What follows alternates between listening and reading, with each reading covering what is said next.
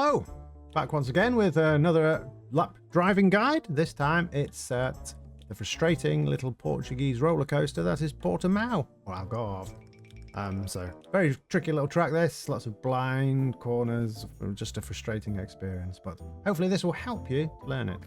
If not, I'm sorry. So please enjoy, and thank you for watching. Rightio, let's go.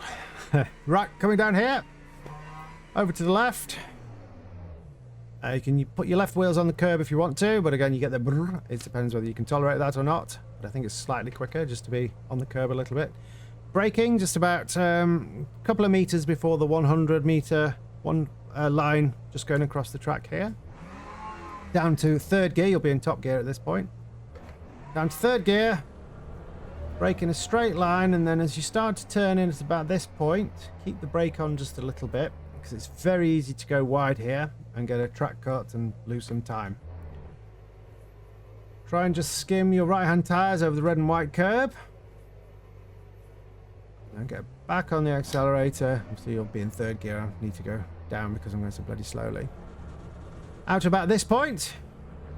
And try and keep a nice smooth, consistent steering lock on, which will just drift the car back in again and hopefully clip this red and white curb on the right.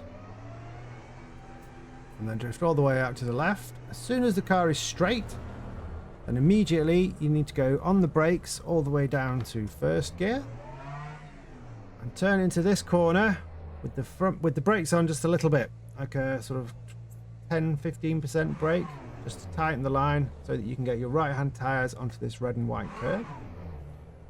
Now be very careful here not to go too far out on the exit. If you get on the power too early and you drift out to the left, that will compromise the next left-hander, which is the corner that really matters because there's a straight after it. So don't go beyond sort of the middle of the track here, so you can get the car back over to the right as much as you can, and then almost flick it back to the left.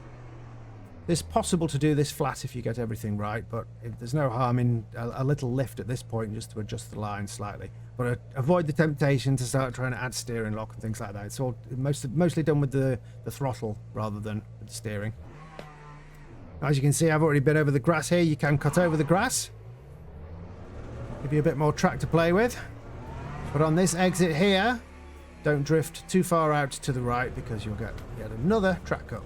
So left-hand tyres on the white line is your limit here. Obviously,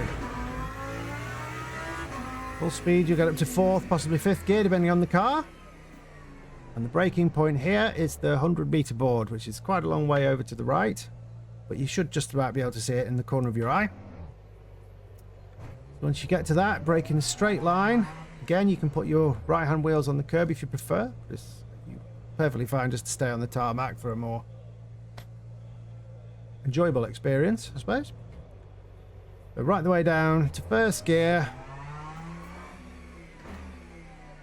Turn in still on a trailing brake until you get pretty much to the end of this yellow sausage curb. At that point, you can you go pretty much full power. Possibly use the 30-40% throttle for a split second and then full power just to stabilize the back of the car. Give you a nice exit up this hill. Use all the exit curb as long as your left-hand wheels stay on the white line. Hug this curb on the left as you go around. Now the braking point for this corner that's just coming into view now is the beginning of the left-hand curb here, where the white section starts to widen and turns into the red and white section. The problem is if you're looking at that, you're going to miss the apex of the corner, so you need to be looking over here. So just through practice and familiarity, get to the point where you kind of know when you're reaching this curb without having to directly look at it. And then as you brake, go down to third gear in my case, and again with a very slight application of brake, cut across this curb. You can you can put your right hand tires on the grass if you want to. It will bounce the car a little bit, but you do want to try and cut that a reasonable amount anyway. As soon as you've gone over the apex, get back on the power for a split second, straighten the car, and then immediately on the brake. I stay in second for this corner. So So hard brake down to second, again turn in with a little bit of a trail brake just to get the inside, the nose of the car, the inside tyres onto the red and white curb on the inside there.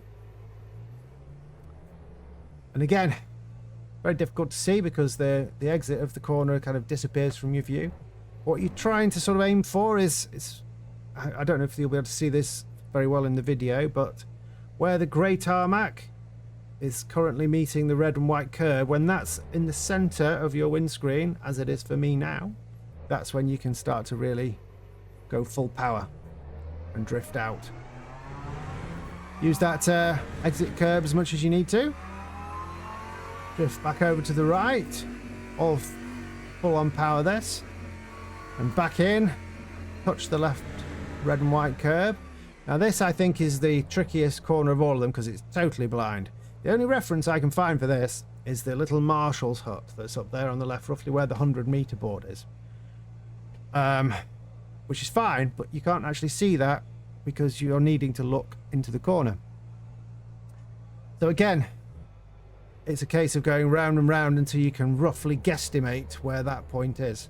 Now I'm lucky enough to have triple screens, so I can see the marshal point post up until this point.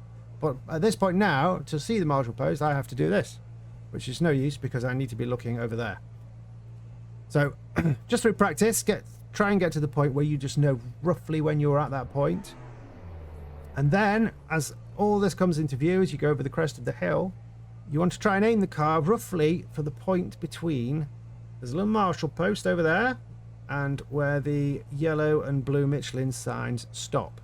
So the middle of this green and white section in between the marshal post and the Michelin signs. Try and aim for that. And as soon as the track flans, brake in a straight line. Hopefully your right hand wheels will cross over this red and white curb. Braking down to second gear, keep the brake on. Don't go right to the outside there because it's a little bit too wide. You can do it, I mean it's not the end of the world if you do, but I think the optimum line is about the middle of the road like I am here. Turn in with the, again, trailing brake on. Again, try and get your right hand tyres onto the red and white curb. And at this point here, pretty much full power again. The track drops away, but you've got quite a lot of exit curb to play with. Just again, make sure that your right hand tyres don't go beyond the white line because you will be penalised for it. Now this section should be flat, but you will probably need to use the left hand curb. If not, no harm in a little lift if you need to. As soon as you've got the car straightened up in a proper straight line, pointing towards that little guy on his, I think he's got a camera on there. Brake hard down to second gear. Some people would prefer first, but for me second is fine. Turn in on a trailing brake again. Until just beyond that the marshal post there, you should be able to start to accelerate. Drift out wide, back over to the left, and again you need to brake where this curb begins, where the white section widens and turns into a red and white section. However, you don't want to be looking there because you will once again miss your apex. So familiarize yourself with where that point is so you can be looking over here. Second gear, a trailing brake. You have to be very, very patient. This corner, it seems to go on forever, and if you accelerate too early, you'll run wide on the exit and you will once again get a track cut. So wait until, in the case of this car, just about when the red and white curb on the other side of the road starts to appear from behind this rear view camera. You'll have to obviously find your own reference depending on what car you're using and what viewpoint you have and field of view, all that sort of stuff. Drift out to about this point here. So you can have your left-hand tyres on the green runoff, but your right-hand tyres have to be on or beyond, to the right, beyond that white line. Otherwise, you'll get a track cut. So keep the car here while you're driving along this section because it gives you a wider exit for the very last corner. Start to turn just where the curb narrows up again to a sort of white point. Turn more than you think you need to because you want to try and get the car to go over this curb a little bit and possibly use the right hand tyres on the inside ridge of the curb to sort of pull the car around. At this point here you will have to lift, but there shouldn't be any need for any brake. Just lift for just a fraction of a second and then go back on the power. Now, from here, it should be flat. Sometimes the nature of this corner makes you feel as though you're going to run wide on the exit.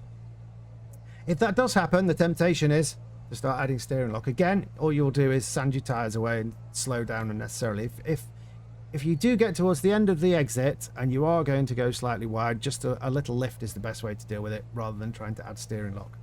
But most of the time, the car just seems to tighten up the line. I think it's when the camber changes at the end of the corner, and you do get away with it. But try and keep the steering lock constant rather than doing this or whatever you feel you need to do. But that's it. That's a full lap of this. It's a very, very tricky track.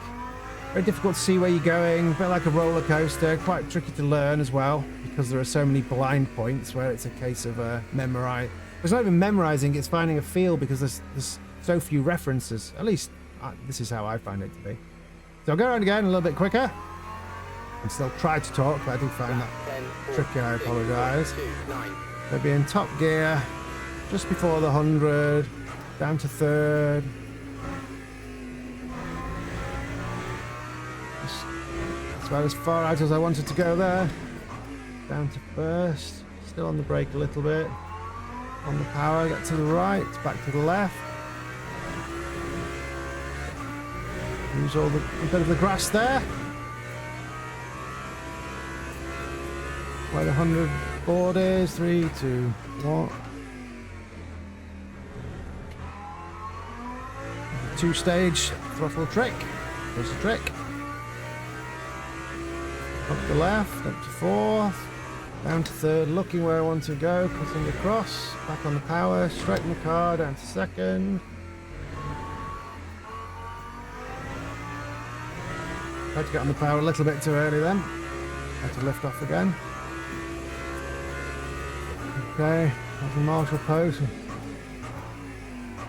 Down to second.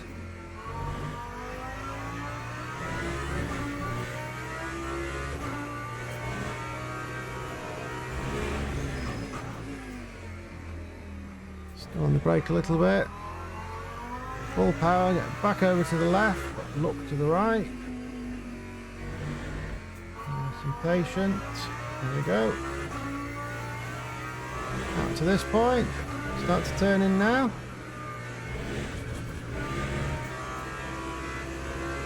Full power. Take the steering lock off rather than add it on. But like I say, it just feels like you're going to run wide. And that's it. Like I say, quite a tough track this one, I think. But hopefully there's a few points there that will help people to have at least some idea what to practice. But it does take practice. I will stick a fast-ish lap on now. So you can, obviously I can't talk when I'm doing those. So hope that that's of some use as well. And thank you very much for watching this. And I shall see you in the next one. Ta-ta.